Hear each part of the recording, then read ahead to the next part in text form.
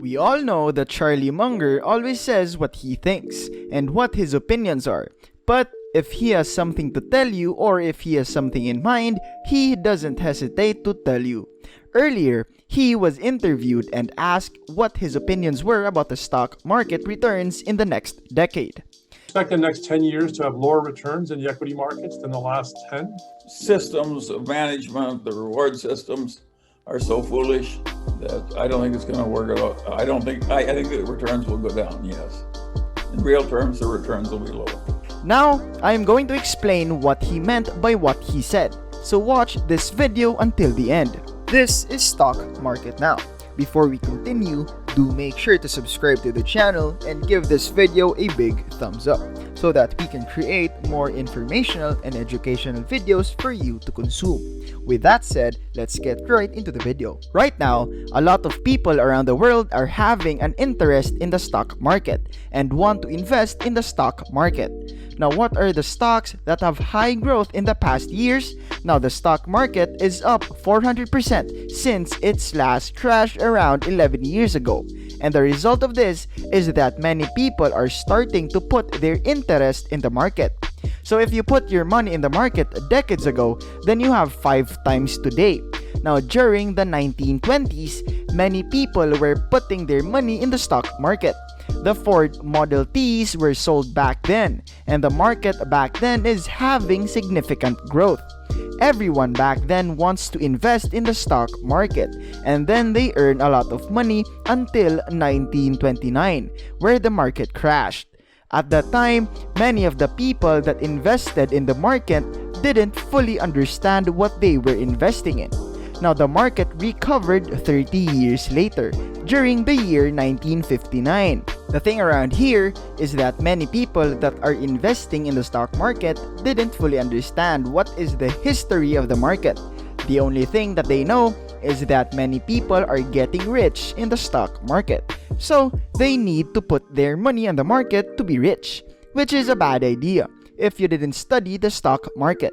Now, if you look at the stock market history, there are times that the market is booming and there are times that the market is down. Monger also said that the market real returns will be lower than usual. So, why did Monger emphasize real returns? Now, if you're asking what real returns is, real returns are what is the return on an investment after cutting the taxes and inflation. Now, real returns are much lower than nominal returns because nominal returns don't cut out inflation and taxes.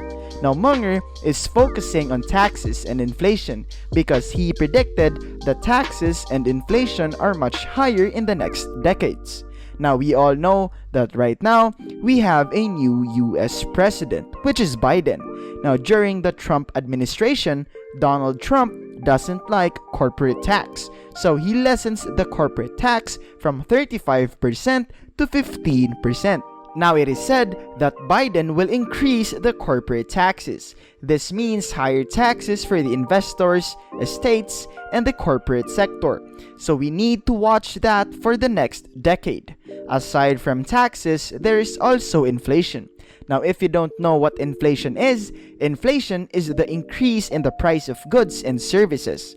For example, a long time ago, the price of bread is worth 10 cents, and now it's worth around $3. That is inflation. Now, if you made 5% in the stock market and the inflation increased to 5%, so basically, you didn't make any money at all, then your real return is 0%. Now, the biggest factor why inflation is increasing is printing money, or in the financial term, quantitative easing. A lot of these events happen in the US, and this is what Charlie Munger said about it. What do you think of the combinations of quantitative easing and large fiscal deficit? And we're in very uncharted waters. Nobody has gotten by with the kind of money printing we're doing now for a very extended period without some trouble. We're very near the edge of playing with fire.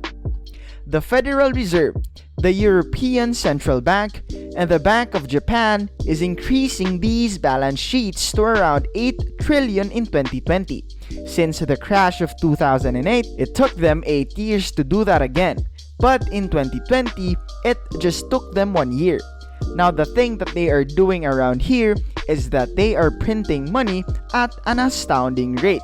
Now if Charlie Munger were going to call it, there is a problem of printing too much money, and that is inflation. The more money that is put into the economy, the more demand for the goods we can get, and it will result in an increase in price.